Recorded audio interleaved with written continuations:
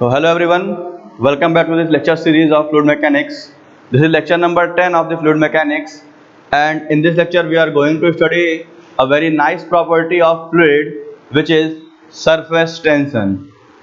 So दोस्तों हम लोग आज एक बहुत अच्छे प्रॉपर्टी के बारे में जानना चाह रहे हैं, पढ़ने जा रहे हैं बेसिकली, जो कि हम अपने डेली लाइफ में इसको देखते हैं, ऑब्जर्व करते हैं और कहीं ना कहीं आप सभी लोग इससे फैमिलियर बहुत ज़्यादा हो, लेकिन टेक्निकली आप इसको नहीं समझ पाते हो कि टेक्निकल टर्म में इसको कैसे डिफाइन किया जाए या टेक्निकली इसको कैसे समझाया जाए किसी को। ठीक है, अगर मैं सरफेस टेंशन का भी एग्जांपल आपको दूंगा तो आप सभी लोगों को पता है कि हाँ हमने ये देखा है, ये हमने ऑब्जर्व किया है, लेकिन ऐसे अगर डिफाइन करना हो या अभी कहा है व्हाट इज सरफेस टेंशन या what do you mean by surface tension, तो शायद आपको कोई ना कोई दिक्कत आएगी इसको एक तरीके से समझाने में कि सर क्या होता है। तो अगर हम सिंपल इसके डिफिनीशन पे चलते हैं तो ये डिफिनीशन क्या कहता है कि it is the tensile force acting पर unit length of a surface of liquid. मतलब कि किसी लिक्विड के या किसी फ्लूइड की बात करें, लिक्विड छोड़ दो, यहाँ पे हम फ्लूइड लेके चलते हैं। ठीक है, तो ये कहता है कि किसी फ्लूइड के सरफेस पे एक टेंसाइल फोर्स लगता है पर यूनिट लेंथ, उसी को हम लोग बोलते हैं सरफेस टेंशन। तो अगर आपको डिफिनीशन नोट करना हो तो मैं एक लाइन बोल दे रहा हूँ, उसको आप लोग नोट कर लीजिए, फिर हम लोग इस पे आगे चलते हैं, फिर मैं समझाता हूँ कि एक्चुअली ये होता क्या है। ठीक है, तो डिफिनीशन नोट कर लीजिए। Surface tension is defined as the tensile force acting on the surface of fluid अगर मैं यहाँ पे लिखूं तो कह सकते हो tensile force acting on the surface of fluid bracket में liquid and gas. Tensile force acting on the surface of liquid bracket में ऑन द फ्लूइड ब्रैकेट में liquid and gas in contact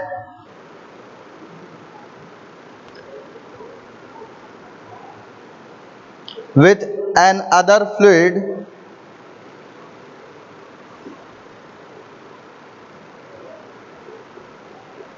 in contact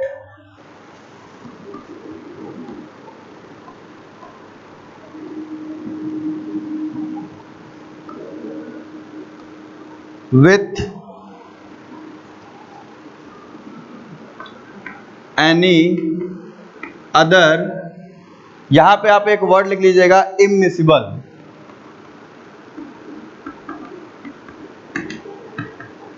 any other immiscible fluid.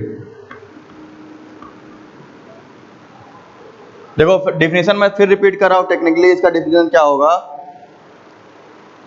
कि surface tension is defined as the tensile force acting on the surface of liquid in contact with any other immiscible fluid. मतलब कह सकते हो कि एक ऐसा tensile force जो दो फ्लूइड के कांटेक्ट सरफेस पे काम करता है, यानी जो सरफेस के कांटेक्ट में आएगा दो लेयर, उसके ऊपर ये चीज काम करती है। ठीक है, अगर अभी आपको डिफिनेशन समझ में नहीं आ रहा है तो अभी मैं इसको डायग्राम से एक्सप्लेन करूंगा, लेकिन अभी मैं समझाना चाह रहा हूं कि इसको हम लोग कैसे समझ मतलब डिफिनेशन क्या होती है। तो हमने क्या लिखा कि tensile force acting on the surface. अब अगर हम इसको समझने की कोशिश करते हैं कि ये टेंसाइल फोर्स किस दो इमिसिबल लिक्विड की बात कर रहा है। इमिसिबल का मतलब अघुलनशील, मतलब जो आपस में एक दूसरे में घुल ना सके, जैसे वाटर और ऑयल। ठीक है, वाटर ऑयल हो गया, गैस और लिक्विड हो गया। ठीक है, तो यहाँ पिछले मैंने लिखवा दिया है लिक्विड एंड गैस, यानी जब कोई दो अलग अलग फ्लूइड जो इमिसिबल हो, अगर कहीं हम उनको रखेंगे तो किसी एक सरफेस का जहां वो खत्म हो रहा होगा दूसरा सरफेस शुरू हो रहा होगा, उस सरफेस के ऊपर एक टेंसाइल फोर्स लगती है जिसको हम सरफेस टेंशन कहते हैं। अब अगर इसको मैं प्रैक्टिकल लाइफ में आपको एग्जांपल देता हूं, आप लोग डेली बाथरूम जाते हो, बाथरूम में आप लोग के पास बकेट होगी, बाल्टी होगा, उसमें आप लोग पानी रखे हो, ठीक है, बकेट में आपने पानी भर के रखा है। आप लोग आज ट्राई करिएगा कि एक बाल्टी है, उसमें पानी भरा हुआ है, आप उस पे बहुत आराम से अपने हाथ को उसके सरफेस पे रखिएगा, ठीक है, फिंगर डिप नहीं करना है, ऐसा रखना है कि हाथ उसके ऊपर रुकने की कोशिश करे। तो आपको एक करेक्ट हो कि ऑब्जर्व होगा कि लिक्विड के ऊपर, यानी जो सबसे ऊपरी सतह है पानी की, एक कुछ ऐसा फोर्स है जो आपके हाथ को नीचे डूबने से रोकता है, ठीक है। आप अगर ऐसे ऑब्जर्व नहीं कर पाते हो तो आप मग ले लेना, खाली मग, बाल्टी में पानी भर देना और मग को डिप करना। तो सभी लोगों को मग को डिप करने में प्रॉब्लम होती है, अनटिल एंड अनलेस कि उसके सरफेस का जो टेंसाइल बॉन्ड है वो ब्रेक न कर जाए। अब अगर हम मग को टिल्ट करके डिप करें, जैसे ग्लास ऑफ वाटर आपको निकालना होगा, तो अगर हम पानी ऐसे गिलास डिप करके ऐसे निकालें तो आपको दिक्कत नहीं आएगी, लेकिन पानी गिलास को अगर हम वर्टिकल इंसर्ट करें पानी में, तो आपको कुछ फोर्स लगाना पड़ता है इंसर्ट करने के लिए। आप फील करना, बकेट है, पानी है, एक गिलास ऐसे वर्टिकल डिप करो उसमें, तो प्रॉब्लम होगी, आपको कुछ एक्स्ट्रा फोर्स लगाना पड़ेगा डिप करने के। लेकिन अगर हम गिलास को टिल्ट करके ऐसे लगाएं तो उस समय सरफेस टेंशन जो होता है वहां का ब्रेक कर जाता है, जिसकी वजह से वो आसानी से वहां पे एक तरीके से डिप कर जाता है। दूसरे एग्जांपल के तौर पे सरफेस टेंशन में कह सकते हो कि जैसे कोई इंसेक्ट है, कोई कीड़े मकोड़े, आप देखते हो कोई तालाब है या आपके घर के आसपास कोई पानी भरा होगा, तो उस पे मक्खी, मच्छर और भी कीड़े मकोड़े उस पे चलते रहते हैं, ठीक है। या पेड़ की पत्तियां किसी तालाब में गिरती हैं तो तैरती रहती हैं, या आप जैसे चाय पीते हो, कोई मक्खी पड़ जाती है या कुछ पड़ जाता है तो उस पर फ्लोट करता रहता है, ठीक है, अनटिल अनलेस कि जब उस बर्तन या किसी कप या किसी तालाब के जो लिक्विड रखा गया है उसका टेंसाइल फोर्स ब्रेक न कर जाए, ठीक है। यानी कहने का मतलब ये हुआ कि जब भी कोई लिक्विड या गैस किसी दूसरे लिक्विड या गैस के कांटेक्ट में आता है जो उससे अघुलनशील है, मतलब उससे वो मिल नहीं सकता है, तो दोनों का जो कांटेक्ट सरफेस होगा एक दूसरे के लिए एक टेंसाइल मेम्ब्रेन की तरह बिहेव करते हैं। अब आप कहोगे सर पानी के साथ क्या मिक्स हो रहा है कि टेंसाइल फोर्स बना है? तो जो बाल्टी में पानी रखे हो उसके ऊपर ये एटमॉस्फेरिक प्रेशर लग रहा होगा, एयर होगा उसके ऊपर, भाई बाल्टी के पानी के ऊपर तो एयर होगा ना, वैक्यूम तो आप क्रिएट नहीं किए हो, तो एयर कहीं ना कहीं रहेगा ही। तो एयर क्या करेगा, उस बाल्टी के पानी के सरफेस के ऊपर, एयर भी इमिसिबल है, भाई पानी में हवा आप नहीं घोल सकते हो, तो अलग हो गया। तो बाल्टी में पानी है, उसके ऊपर एयर है, तो जो कांटेक्ट सरफेस है दोनों का, जो एकदम दोनों से सतह मिल रही होगी, उस सरफेस पे एक टेंसाइल फोर्स एक्ट करता है जिसको हम लोग बोलते हैं सरफेस टेंशन, ठीक है। ये इसका एक प्राइमरी डिफिनीशन है, ठीक है। अभी मैं इसको समझा लेता हूं, फिर इसकी एक डिफिनीशन और बनती है, वहां मैं उसको और अच्छे से एक्सप्लेन करता हूं। तो पहले ये जो मैं लिखा हूं इसको समझाता हूं आप लोगों को। तो हम लोग क्या करते हैं, सिंपल एक कंटेनर ले लेते हैं इस तरीके से,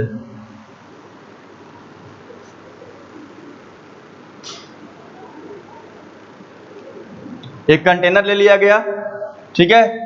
इस कंटेनर में क्या किया गया है कि एक लेवल तक हम लोग इसमें लिक्विड फिलअप कर देते हैं। मान लेते हैं यहां तक कोई फ्लूइड है और इस समय इसको हम लोग एज अ वाटर ट्रीट कर रहे हैं, ठीक। अब इसमें हम क्या करते हैं, 3 ड्रॉपलेट मान लेते हैं या 3 पार्टिकल मान, सिंपल 3 मॉलिक्यूल ले लेते हैं वाटर का, सबसे बेस्ट तरीका है। एक मॉलिक्यूल लेते हैं सेंटर पे, ठीक है। मैं थोड़ा इनलार्ज बना रहा हूं मॉलिक्यूल, हालांकि होता बहुत छोटा है, लेकिन आपको समझाने के लिए एक मॉलिक्यूल हम यहां ले लेते हैं। एक मॉलिक्यूल थोड़ा, मैं इसको और इनलार्ज कर लेता हूं, अच्छे से आपको समझ में आएगा।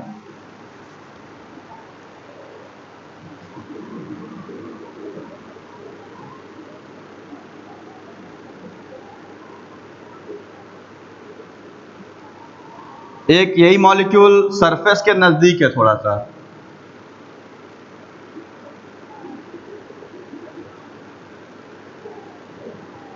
ठीक। और एक मॉलिक्यूल लेते हैं जो एकदम ही सरफेस पे है,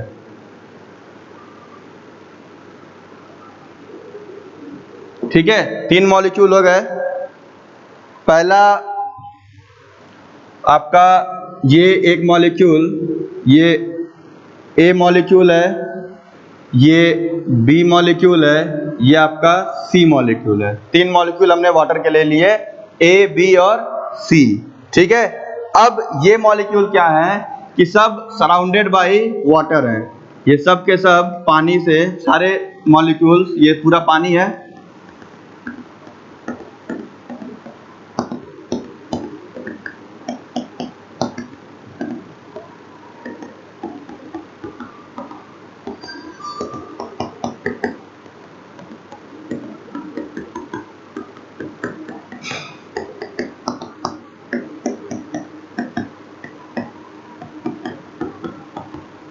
ये इस ए मॉलिक्यूल के नीचे भी वाटर है। ठीक है, ये बाउंड्री टच नहीं है, ये मतलब एक सेंटर में है, चारों साइड पानी फिलअप है। ठीक, अब इस मॉलिक्यूल के ऊपर ये ये लेयर है, तो यहाँ पे ये वाटर का लेयर है, यहाँ हम लोग क्या कर सकते हैं, एयर ले लेते हैं। ये एयर है, ये वाटर है, मतलब कह सकते हो कि ये आपका गैस हो गया, ये आपका लिक्विड हो गया। ठीक, और ये सब इसके कह सकते हो, अगर देखो तो ये सब हमारे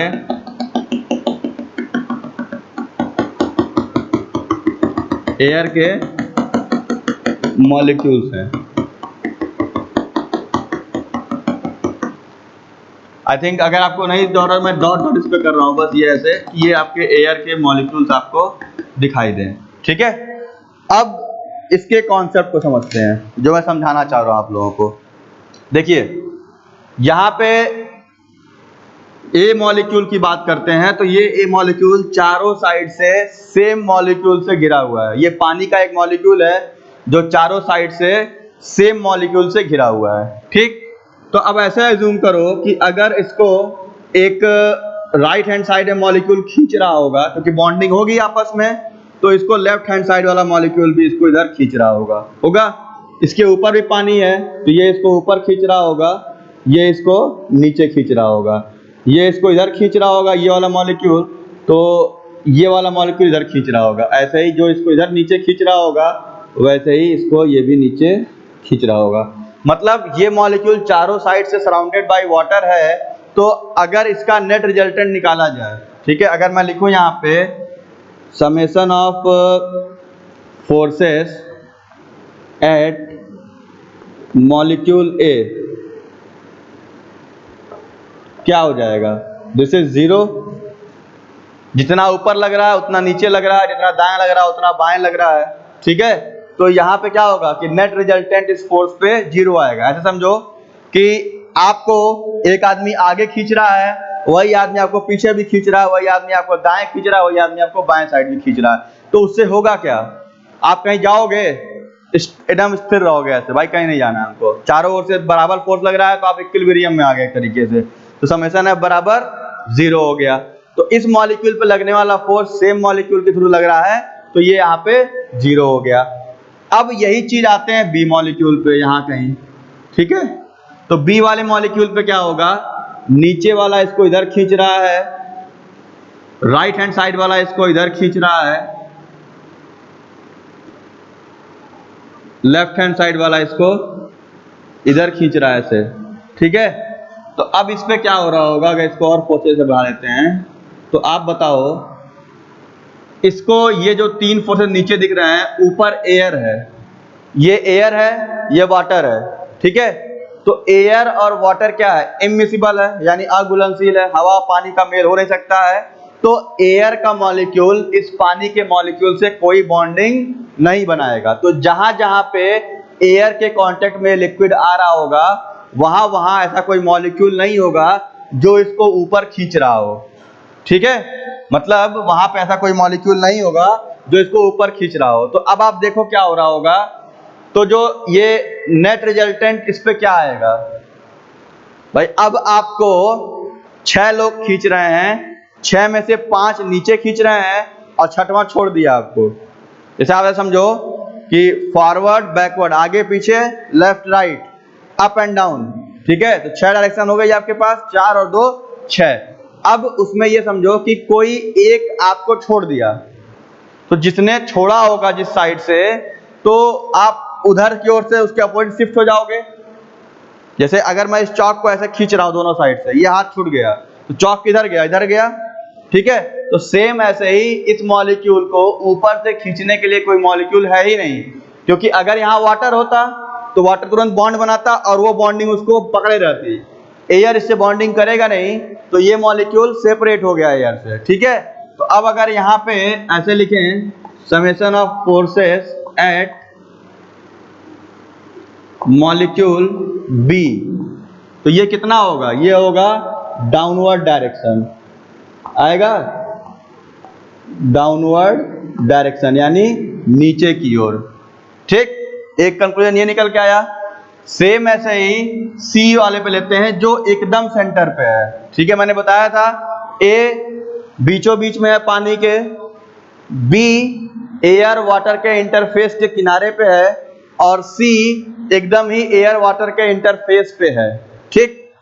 तो यहां से इसका सेंट्रॉइड हो गया ये।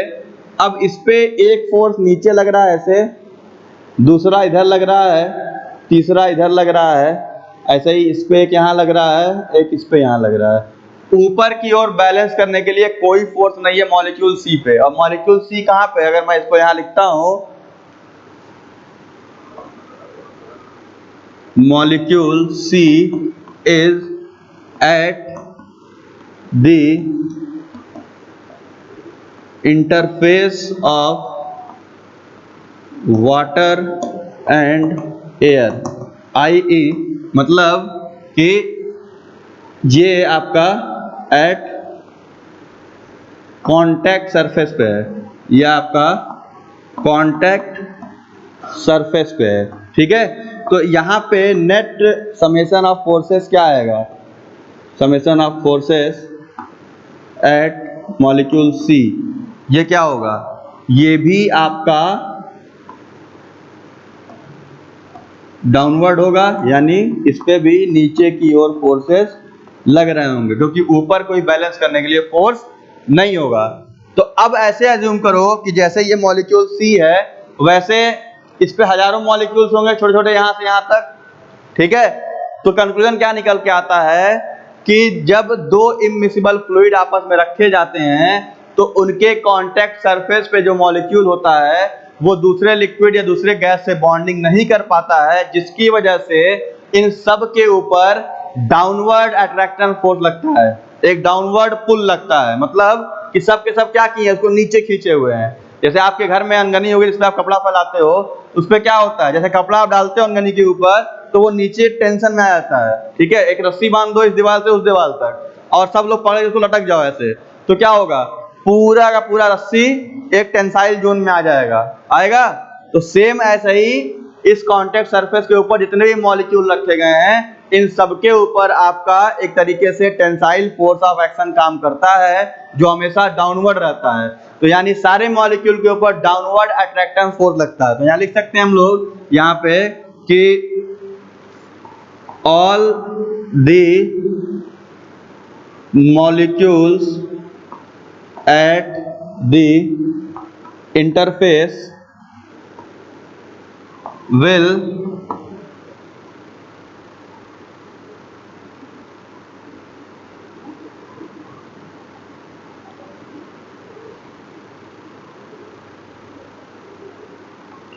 will have downward pull,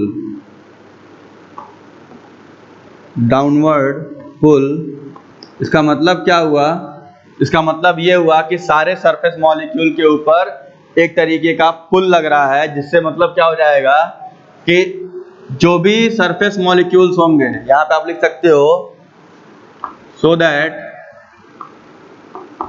all surface molecules will behave like a thin film, एक पतली सी परत या एक झिल्ली, मेम्ब्रेन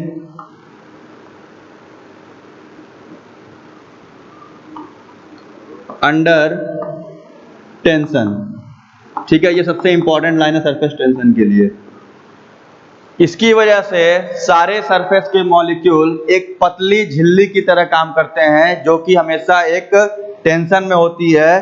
तो पतली झिल्ली कह लो या एक पतली सी फिल्म कह लो, तो एक टेंसाइल मेम्ब्रेन की तरह काम करते हैं। ठीक है, जिसकी वजह से इस पूरे सरफेस के ऊपर एक टेंसाइल फोर्स एक्ट करते रहता है। तो ये जितना विस्कस लिक्विड होगा उतना टेंसाइल फोर्स ज्यादा होगा। ठीक है, जैसे आप देखो शहद है, तो शहद के ऊपर आप पूरा का पूरा चम्मच रख दो तब भी वो डिप नहीं करता है, लेकिन पानी पे आप चम्मच को नहीं रोक पाओगे। क्यों? क्योंकि पानी का सरफेस या जो उनके इंटरमॉलिक्यूलर बॉन्डिंग है वो उतनी स्ट्रांग नहीं है कि वो एक स्पून का वेट सह सके। लेकिन यही अगर आपका एक शहद है, उसके ऊपर आप पूरा स्पून रखोगे, डिप नहीं करता है। कभी ट्राई कर लेना घर पे। ठीक, तो मतलब मैं समझाना ये चाह रहा हूं कि जैसे ही दो इमिसिबल लिक्विड आपस में रखे जाएंगे, अब इमिसिबल में मतलब क्या है, देखो हवा हमेशा पानी या लिक्विड से घुलनशील नहीं होती है। तो जब भी कोई चीज फ्री सरफेस पे रखी जाएगी, तालाब, नदी का पानी, बाल्टी का पानी, बॉटल का पानी, तो हमेशा वो एक दूसरे सरफेस के कांटेक्ट में आएगा जो कि एयर है, और हमेशा ही उसके ऊपर का जो सरफेस होगा वो एक टेंसाइल मेम्ब्रेन की तरह काम करता है। और इसी की वजह से एक सरफेस के ऊपर हमें एक टेंसाइल फोर्स, एक तरीके से थिन मेम्ब्रेन, एक इलास्टिक मेम्ब्रेन एक तरीके से हमें फील होता है। मतलब कि जब हम हाथ रखेंगे पानी के सरफेस पे, सभी लोग घर जाके एक कंटेनर में पानी रखिएगा बाल्टी में और उस पे हाथ रखिएगा। ठीक, उसके ऊपर क्या होगा कि आप पानी को एक तरीके से फील कर सकते हो कि कुछ ऐसा फोर्स है जो आपके हाथ को नीचे डिप होने नहीं देगा। लेकिन अगर वो टेंशन ब्रेक कर जाए, आप एक फिंगर डिप कर देना उसमें, तो जैसे ही वो टेंशन ब्रेक करेगा पूरा हाथ आपका नीचे चल जाएगा। मैंने बताया था ना कि ग्लास या मग को आप वर्टिकल इंसर्ट करोगे तो कुछ प्रॉब्लम होगी, लेकिन टिल्ट कर दोगे तो जहां उसका एक कोना उस सरफेस टेंशन को काटेगा, वहीं से पूरा पूरा वो डिप कर जाएगा। ठीक है, तो अब यहां से क्या समझ में आ रहा है कि जो भी सरफेस का मॉलिक्यूल है ये अपने आप को नीचे एक तरीके से खींचने की कोशिश कर रहा है, डाउनवर्ड पुल दे रहा है। ठीक, तो अब यहां पे हो गया डाउनवर्ड पुल। अब ऐसे समझो कि अगर ये मॉलिक्यूल चारों साइड से एयर में आ जाए, ठीक है, अब मैं एक इसका दूसरा डिफिनेशन बताता हूं। ठीक है, ये तो एक डिफिनेशन हो गया, tensile force acting on the surface will behave like a thin membrane under tension. ठीक, अब दूसरे डिफिनेशन पे आते हैं। अगर सपोज करो कि कोई एक मॉलिक्यूल है पानी का जो एयर से सराउंडेड है, जैसे ऐसे मानो कि ये आपका एक मॉलिक्यूल है ऐसे, ठीक है, और ये क्या है, मान लेते हैं कोई एक मॉलिक्यूल सी डी मान लेते हैं, ये मॉलिक्यूल डी है।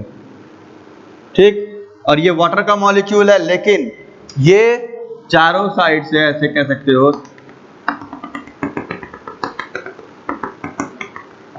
ये आपका एयर है और ये आपका कह सकते हो वाटर मॉलिक्यूल है। तो वाटर का एक मॉलिक्यूल एयर के बीच में कहीं रखा हुआ है, जस्ट लाइक अ बैलून। समझो कि एक बैलून है, वो चारों साइड से एयर से घिरा हुआ है, ऐसे समझो। तो पानी का एक मॉलिक्यूल चारों साइड से एयर में घिरा हुआ है। ठीक है, अब सोचो कि इस पानी के एक मॉलिक्यूल के अंदर भी क्या सारे पार्टिकल्स होंगे, छोटे छोटे होंगे। ठीक है, तो ऐसे समझो कि इस पूरे एक, मान लो ये एक पानी का ड्रॉप समझो, इसके अंदर भी क्या सारे पार्ट्स होंगे छोटे छोटे हमारे। ठीक है, तो वो क्या कर रहे होंगे, भाई ये सब का सब एयर है, तो सबसे तो ये बॉन्डिंग होगा नहीं, ये बॉन्डिंग किससे कर रहा होगा, आपस के मॉलिक्यूल से। तो अब देखो इसमें क्या हो रहा होगा यहाँ पे कि जो यहाँ पे इसका एक तरीके से आप कह सकते हो कि जितने भी मॉलिक्यूल्स यहाँ पे हैं, ये सारे के सारे, ये मॉलिक्यूल जो सरफेस का होगा इसको नीचे सेंटर में पुल मिल रहा होगा ऐसे, ये वाले को इधर मिल रहा होगा, इस वाले को इधर मिल रहा होगा, इस वाले को इधर मिल रहा होगा, इस वाले को इधर मिल रहा होगा ऐसे। ये इसकी दूसरी डिफिनेशन है। जस्ट ऐसे समझो कि एक कोई मॉलिक्यूल आप हो, आपके चारों साइड से आपको नीचे खींचा जाए, एक ऐसे रस्सी ले लो और उसके चारों पेरीमीटर से उसको अंदर खींचो तो एक सर्किल बन जाएगा। एक लंबी सी रस्सी है, उसको समान फोर्स से आप सेंटर में खींचो तो गोल बन जाएगा, नहीं बन जाएगा भाई। उस कोने को लाए ऐसे, इसको इधर लाए, इसको इधर से खींचे तो एक सर्किल बन जाता है, बनता है। तो सेम ऐसा ही समझो कि अगर कोई मॉलिक्यूल है जो दूसरे किसी इमिसिबल फ्लूइड के बीचों बीच है, एक पार्ट की बात करते हैं हम लोग, सिर्फ एक, जैसे एक बैलून समझो, तो जस्ट बैलून, बैलून के चारों साइड एयर होती है, ठीक है। तो अब बैलून के अंदर जितने पार्टिकल होंगे वो आपस में बॉन्डिंग लगाए होंगे, ठीक है। तो बैलून मान लो पानी भर दिया गया, तो ऐसे समझो कि पानी का एक बैलून है, चारों साइड से एयर से घिरा हुआ है। तो वो पानी का मॉलिक्यूल क्या कर रहा होगा कि बाहर एयर से तो बॉन्डिंग करेगा नहीं, तो जितने सरफेस वाले मॉलिक्यूल्स होंगे सब अपने अंदर वाले से जुड़े होंगे, और सब क्या कर रहे होंगे, सबको अपने अंदर खींच रहे होंगे और तेजी से, ठीक है। जैसे आप वही बताया ना मैंने कि एक रस्सी है, उसको चारों साइड से अंदर खींचो तो एक सर्किल बन जाएगा, ठीक है भाई। रस्सी फैलाई हो, चारों साइड अंदर खींचो। तो सेम ऐसे ही जब हम किसी लिक्विड या किसी ऐसे फ्लूइड को किसी दूसरे इमिसिबल फ्लूइड के कांटेक्ट में लाते हैं, तो वो चारों साइड से अपने आप को समेटने की कोशिश करता है, क्योंकि चारों साइड से उसको दूसरी कोई बॉन्डिंग मिलेगी नहीं, तो उसकी वजह से वो आपस के बॉन्डिंग की वजह से सबको अंदर की ओर खींचेगा। क्योंकि देखो ये आधा मॉलिक्यूल सरफेस पे था, तो आधा डाउनवर्ड फोर्स लगता है। अब सोचो कि अगर ये पूरा मॉलिक्यूल फ्री एयर में आ गया, तो पूरे के ऊपर क्या लग रहा होगा, एक इंटरमॉलिक्यूलर अट्रैक्शन लग रहा होगा जो चारों साइड से उसको अंदर खींच रहा होगा, जिसकी वजह से क्या करेगा, कोई भी फ्लूइड, कोई भी एक तरीके से लिक्विड की बात करते हैं स्पेशली, तो कोई भी लिक्विड अपने आप को कम से कम एरिया लेने की कोशिश करता है, कम से कम सरफेस एरिया लेने की कोशिश करता है। तो एक डिफिनीशन यहां से और बनती है, जो एक सबसे प्रैक्टिकल डिफिनीशन है कि surface tension is defined as the property of liquid by virtue of which it minimises its surface area. मैं फिर रिपीट कर रहा हूं, by virtue of which it minimises its surface area. Surface tension एक ऐसी property है जो किसी भी लिक्विड को कम से कम सरफेस एरिया लेने के लिए एक मजबूर कर देता है उसको, ठीक है। तो यहां मैं लिख देता हूं इसको इस तरीके से,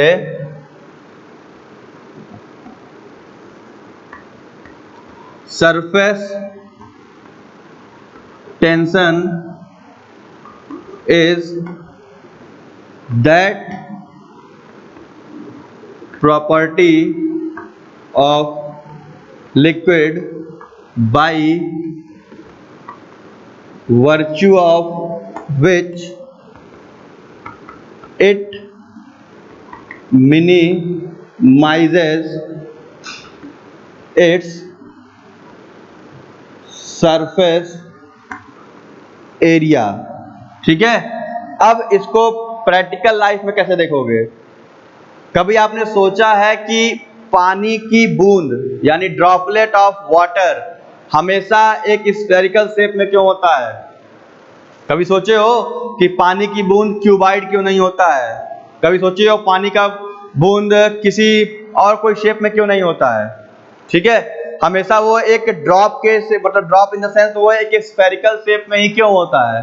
क्योंकि अगर आप लोग ज्योमेट्री थोड़ा पढ़े होंगे तो आपने ये पढ़ा होगा कि sphere requires a minimum surface area. यहाँ मतलब ये है कि जैसे आपको सबसे कम एरिया कैसे में मिलेगा, वैसे मैं बनाता हूँ एक ट्रायंगल, एक रेक्टेंगल, ठीक है, और एक आपका स्फेयर ऐसे बनाता हूँ। तो देखो सबसे कम सरफेस एरिया कौन लेगा? इसको इतना एरिया चाहिए रुकने के लिए, इसको इतना चाहिए रुकने के लिए, इसको कितना चाहिए? इतना एरिया। क्रिकेट की बॉल देखे हो, क्रिकेट या कोई भी बॉल, वॉलीबॉल, बास्केटबॉल, फुटबॉल, उसको आपको कहीं रोकना होगा तो देखते हो कितने कम एरिया में रुकता है। लेकिन उतने वॉल्यूम का एक क्यूब ले लो अगर, तो वो पूरा एरिया लेगा, जितना क्यूब का सरफेस एरिया होगा उतने पे रुकेगा। लेकिन एक फुटबॉल, इतनी बड़ी फुटबॉल होगी, आप एक फिंगर पर रोक लेते हो उसको, या एक छोटे से कॉन्टैक्ट सरफेस पर रोक लेते हो। क्यों? क्योंकि स्फेयर की एक प्रॉपर्टी होती है कि having the minimum surface area.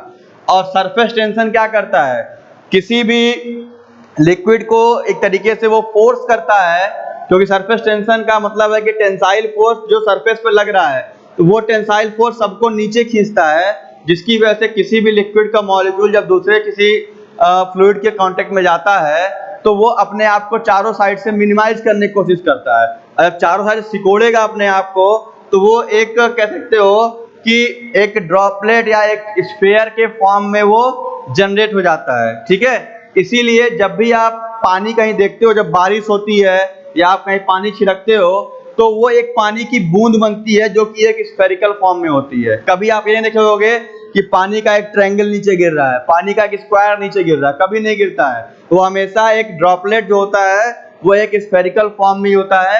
क्यों? क्योंकि ड्रॉपलेट सबसे कम सरफेस एरिया लेता है, ठीक है, यानी अपने आप को चारों साइड से वो सिकोड़ लेता है एक छोटे छोटे एरिया में। इसीलिए आप पानी को कहीं भी स्प्लिट करोगे तो वो छोटे ड्रॉपलेट में बढ़ जाता है, ठीक है, और वो भी इसी प्रॉपर्टी का हिस्सा है। तो अगर मैं यहाँ पे लिखता हूँ एग्जाम्पल के तौर पे, तो एग्जाम्पल पे आप लिख सकते हो यहाँ पे ड्रॉपलेट, ठीक है, बबल, ठीक है, ये सब इसके एग्जाम्पल हैं, ठीक है। और टेंसाइल फोर्स एक्टिंग, इस वाले का एग्जाम्पल ले लो। तो यहाँ पे अगर एग्जाम्पल लिखना चाहोगे तो लिख सकते हो insect walking on surface of water, पानी की सतह पे इंसेक्ट चलते हैं, ठीक है। लीफ फ्लोटिंग ऑन वाटर, जो पेड़ की पत्तियां हैं वो गिरती हैं तो पानी में तैरती हैं, क्योंकि वो टेंसाइल फोर्स उनके वेट को सह लेता है। सबसे ज्यादा एक अच्छा एग्जांपल, कमल का पत्ती देखते हो पानी पे तैरते रहता है, तो टेंसाइल फोर्स की वजह से रुका रहता है। उसी पत्ती को डिप कर दो थोड़ा सा पानी में, पूरा का पूरा वो नीचे डूब जाएगा, ठीक। तो ये सबसे अच्छी प्रॉपर्टी है, और ये इसलिए मैं बता रहा हूँ क्योंकि आप देखो पानी का बूंद डेली देखते हो यार, आप लोग डेली आप पानी यूज करते हो, ड्रॉपलेट देखते हो, ठीक, पेड़ की पत्ती देखते हो पानी में तैरते हो। तो ये सब क्यों होता है? क्योंकि ये एक प्रॉपर्टी है सरफेस टेंशन की जो उसको उस तरीके से बनाए रखती है, ठीक है। तो अगर कोई पूछे कि सरफेस टेंशन क्या होता है तो आप ऐसे बताओगे, टेक्निकली इस तरह बताओगे कि sir it is a tensile force acting on the surface of a liquid with contact with other immiscible liquid. जब कोई लिक्विड किसी दूसरे लिक्विड के कांटेक्ट में आएगा तो उनके सरफेस के ऊपर एक टेंसाइल फोर्स काम करता है, जिसको हम लोग सरफेस टेंशन बोलते हैं, जिसकी वजह से उनकी सतह एक पतली झिल्ली की तरह काम करती है, जो एक टेंसाइल फोर्स उसके ऊपर एक्ट कर रहा होता है, ठीक। और सर इसी प्रॉपर्टी की वजह से कोई भी लिक्विड कम से कम सरफेस एरिया लेने की कोशिश करता है। जैसे आप कोई भी पानी का एग्जांपल ले लो तो हमेशा वो पानी की ड्रॉपलेट या बबल के फॉर्म में बनते रहता है, ठीक है।